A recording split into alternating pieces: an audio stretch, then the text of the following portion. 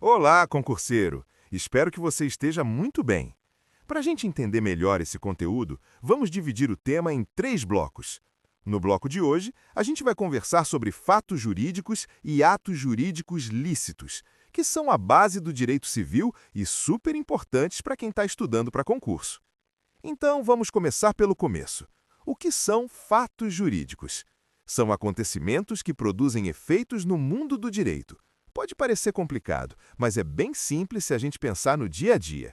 Alguns fatos acontecem naturalmente, sem a gente fazer nada, como o nascimento de uma pessoa ou o falecimento de alguém. Esses são os fatos jurídicos naturais. Mas também existem os fatos jurídicos humanos, que são quando a nossa própria ação gera consequências jurídicas.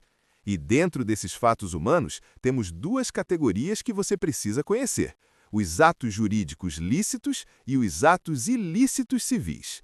Hoje vamos focar nos atos jurídicos lícitos. Então, o que é um ato jurídico lícito? É qualquer ação que a gente pratica dentro da lei e que cria, modifica ou extingue direitos. Um exemplo do dia a dia: você vai à loja, paga pelo produto que quer e recebe ele. Esse é um ato jurídico lícito, porque você adquire um direito sobre o bem e a loja cumpre a obrigação dela de entregar o que vendeu.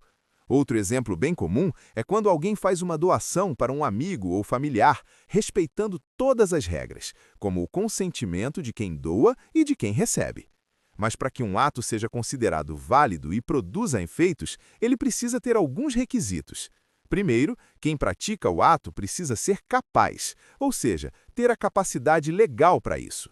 Depois, o ato deve seguir a forma exigida por lei. Também precisa ter um objeto lícito e possível. E, claro, a vontade da pessoa tem que ser livre e consciente. Dentro dos atos jurídicos lícitos, a gente ainda encontra os chamados negócios jurídicos, que são atos voltados para organizar interesses privados, como contratos, testamentos ou sociedades. Mas calma, a gente vai entrar nisso mais adiante. Antes, é importante entender que nem todos os atos humanos produzem efeitos de forma lícita. Já pensou em algo que acontece no seu dia a dia? Por exemplo, se alguém risca ou danifica o carro do vizinho sem querer, mesmo que não tenha tido a intenção de prejudicar, ainda assim existe um efeito jurídico. Quem causou o dano tem obrigação de reparar. Viu como o direito civil está presente na vida de todo mundo? Ele regula essas relações, equilibrando interesses e protegendo direitos. Então, com isso, a gente encerra o nosso primeiro bloco, falando sobre fatos jurídicos e atos lícitos. No próximo bloco, vamos falar sobre os atos ilícitos, prescrição e decadência, que mostram o que acontece quando alguém pratica uma ação contrária à lei e quais são as consequências. Bem-vindo de volta, concurseiro! No nosso último encontro, a gente falou sobre fatos jurídicos e atos jurídicos lícitos, e você viu como ações feitas dentro da lei criam direitos e deveres. Agora, vamos dar um passo adiante e conversar sobre atos ilícitos civis, prescrição e decadência, que são pontos muito importantes e caem bastante em concurso. Então, vamos começar pelos atos ilícitos civis. Diferente dos atos lícitos, aqui estamos falando de ações que vão contra a lei e acabam prejudicando alguém. E a lei prevê que quem causou o dano deve reparar o prejuízo. Quer um exemplo simples? Imagine que em um encontro com amigos, alguém esbarra no celular do outro e ele cai no chão, quebrando a tela. Mesmo que não tenha sido intencional, existe uma consequência jurídica. A pessoa que quebrou o celular deve arcar com o conserto. Viu como até situações do dia a dia têm efeito jurídico? É exatamente por isso que estudar direito civil faz tanto sentido. Um ponto importante para caracterizar um ato ilícito é que normalmente precisam existir 3 elementos: o dano, o nexo de causalidade entre a ação e o resultado e a culpa de quem praticou o ato. Ou seja, não basta que alguém se prejudique, é preciso que a ação de outra pessoa tenha causado o dano e que haja algum grau de responsabilidade.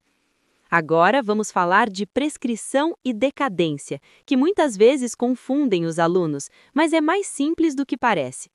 A prescrição é o prazo que a lei dá para você buscar a proteção de um direito. Por exemplo, se você compra um produto com defeito e demora anos para reclamar, pode chegar um momento em que a lei não permite mais que você acione o vendedor. Cada direito tem um prazo diferente, mas a ideia é que exista segurança jurídica e que os conflitos sejam resolvidos em tempo adequado. Já a decadência é um prazo que a própria lei estabelece para o exercício de um direito, independentemente de entrar na justiça. Um exemplo cotidiano: você descobre que uma promoção de uma loja violava algum direito do consumidor, mas só lembra disso muito tempo depois.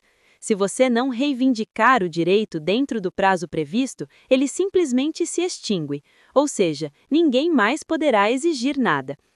Esses conceitos mostram como o direito civil organiza o tempo e garante limites claros para as relações entre as pessoas. Eles ajudam a evitar que problemas fiquem abertos para sempre e dão previsibilidade para todos. Então, com isso, encerramos nosso segundo bloco. Agora você já entende melhor o que são atos ilícitos e como a lei define os prazos para proteger direitos. No próximo e último bloco, vamos falar sobre o negócio jurídico, seus elementos e como o erro, o dolo e a coação podem torná-lo inválido. Você vai ver que esses conceitos têm muita aplicação prática e exemplos bem claros do dia a dia. Olá, concurseiro! Chegamos ao nosso último bloco sobre parte geral, fatos jurídicos. Nos blocos anteriores, a gente falou sobre fatos jurídicos, atos lícitos e ilícitos e também sobre prescrição e decadência. Agora, vamos finalizar falando sobre o negócio jurídico, seus elementos e quando ele pode ser considerado inválido, como nos casos de erro, dolo e coação. Vamos começar pelo básico. O que é um negócio jurídico? É um ato jurídico lícito que tem como objetivo criar, modificar ou extinguir direitos de forma planejada. Pense, por exemplo, em um contrato de compra de um imóvel.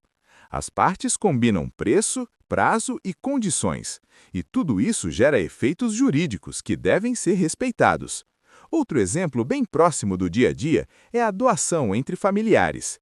Quem doa e quem recebe precisam concordar e respeitar certas regras para que a doação seja válida. Para que um negócio jurídico seja válido, ele precisa de alguns elementos essenciais. O primeiro é a manifestação de vontade, ou seja, você precisa realmente querer o que está fazendo. O segundo é o objeto, que deve ser lícito, possível e determinado, ou pelo menos determinável. E o terceiro é a forma, que em alguns casos a lei exige, como contratos de compra e venda de imóveis que precisam ser escritos. Sem esses elementos, o negócio jurídico pode ser considerado nulo ou anulável. Agora vamos falar de situações que podem gerar a invalidade do negócio jurídico. Começando pelo erro, ele acontece quando alguém realiza um negócio com uma percepção equivocada sobre algo essencial. Por exemplo, você compra uma obra de arte acreditando que é original, mas depois descobre que é uma cópia. Esse erro pode levar à anulação do negócio, porque afetou a sua vontade de forma decisiva. O dolo é outra situação de invalidade. Ele ocorre quando alguém é enganado intencionalmente para aceitar o negócio. Imagine que o vendedor de um carro esconde defeitos para que você compre. Nesse caso, o negócio pode ser anulado, porque a sua vontade foi manipulada por meio de engano. Por fim, temos a coação, que acontece quando alguém é obrigado a realizar um negócio por meio de ameaça ou violência. Por exemplo, se você só assina um contrato porque foi ameaçado, a lei permite que esse contrato seja anulado, já que a vontade não foi livre.